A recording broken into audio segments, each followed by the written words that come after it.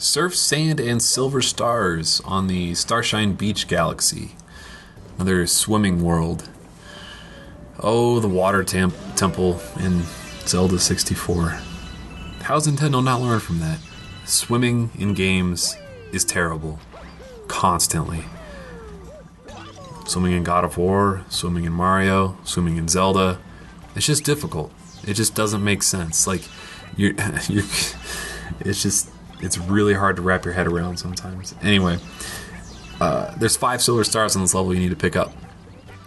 And the gimmick for this is, well, actually I don't know if this is a new gimmick for this part, but one of the gimmicks you have to use is when riding Yoshi, you have to swallow the... Oh no, it's definitely not a new gimmick here. You have to swallow the spike dudes and don't jump up in the air and spit the spike dudes out, because Yoshi will spit them right back at the screen. Spit them out at the shielded globes to destroy them. And there's also a couple areas where you can use this flutter jump to make it a little bit easier on you. So going back to the email that I talked about a couple videos ago from 26C, the second half of his email was, anyone who plays a Mario game isn't in it for the story, but for the gameplay. That's Mario. Mario's a platform, and Super Mario Galaxy 2 is the best at it. I mean, what is the best first-person shooter that you can't compare it? Mario's a puzzle game, and Halo's a totally different game as Street Fighter or his favorite Soul Calibur 2. What would be a 10 in the Beer Baron world? I don't know. Like I kind of talked about before, I think 10 is a terrible review scale. I don't think it's fair to a lot of games to say that one is a 10 and one is a 9.9 and one is a 9.8. And especially because so many reviewers, they don't use the full scale. Like 90% of their reviews are between a 7 and a 10. So it's really a 3-point scale anyway. So that's one of my frustrations and why I don't think that giving any game a 10 is legitimate. The most I can do is highly recommend this game, I think. And I think I have. After playing 3D Dot Heroes a little bit, I think I realized that graphics don't mean anything. And after playing this game and completing this game, I think I realized that story doesn't necessarily mean anything in a game. It's gameplay.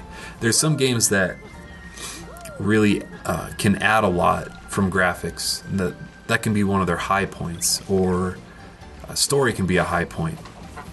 But if the gameplay is lacking, nothing matters. Absolutely nothing matters more than gameplay. Like graphics, the graphics in the first Gears of War game, that blew me away. That was the first game, or one of the first games I played in HD on my Xbox 360. And that game blew everybody away. The trailer that came out before the game that had the Donnie Darko music in it, and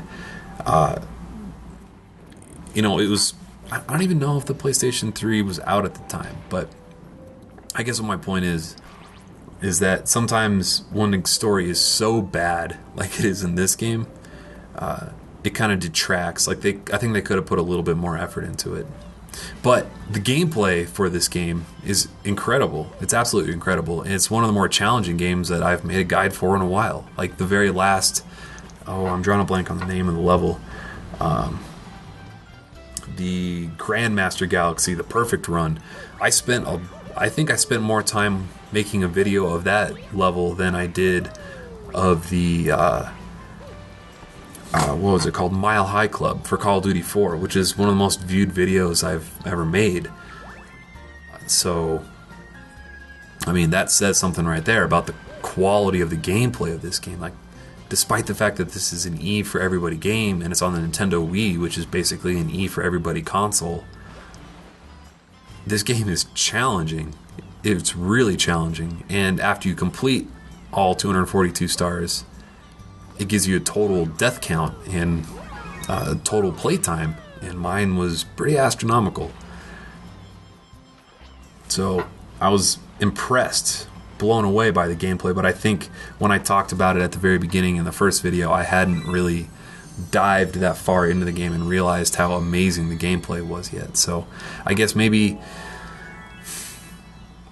if I had to give a game a 10, if I just absolutely had to, yeah, this might deserve it. But I don't think that the Metacritic 10, you go on Metacritic, look at this game, all the games that get 10s, or all the 10s that this game got, I don't think it's I don't know, it's worthy of that much praise.